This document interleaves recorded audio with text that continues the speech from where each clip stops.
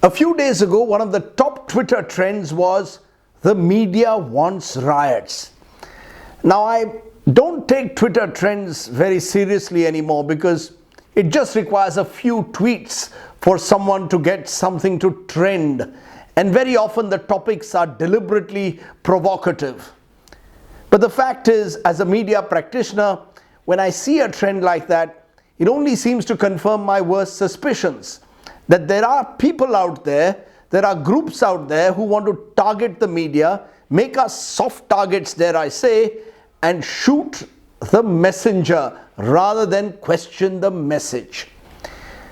The trend started in the backdrop of what happened in Dadri, the horrific lynching of a man to death. The question, of course, was how did the media cover Dadri? There is a suggestion, and I hold no brief for my fraternity, that a section of the media or a large section of it was feeding on the frenzy that the post-Dadri emotion had caused. It is true that it is easier sometimes in the studio to pit Hindu versus Muslim, particularly extreme voices, because that lends itself in a sense to a dramatic quotient in the TV studio. A battle, let's say, for television rating points. It is true to some extent that we look for those voices. At the same time, let's also be honest. A man was killed in Dadri, perhaps because of his religion. And therefore, there will be that underlying religious tension that an issue like Dadri will create. And it will perhaps polarize public opinion.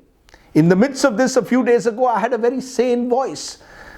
The distinguished Gopal Gandhi, grandson of the great Mahatma, spoke about the need to embrace tolerance and non-violence in the backdrop of the Dadri killing. How many of us are willing to listen to those sane voices?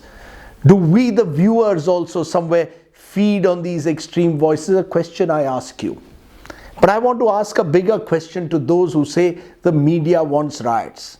Please tell me, in 1984, when the horrific anti-Sikh pogrom took place, 3,000 Sikhs were killed, was it the media that was out on the streets making Hindu kill Sikh? Where was the Congress government at the time? In 1992-93, was it the media which was responsible for the post-Ayodhya riots?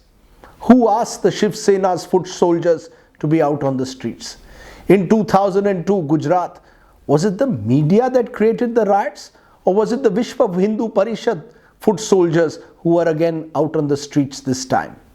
And even in Dadri, I ask you, was it the media that asked the mob to go and kill a man over a rumor of a alleged storing of beef? Was Muhammad Akhlaq killed because of the media?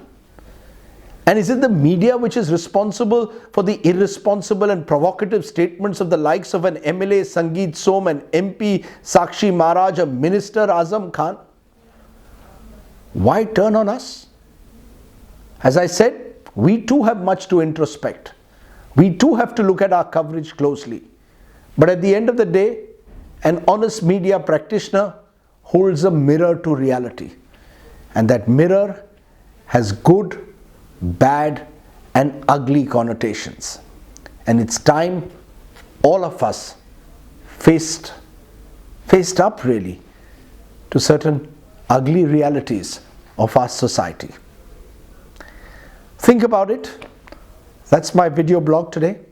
Do write in to rajdeepsardesai.net.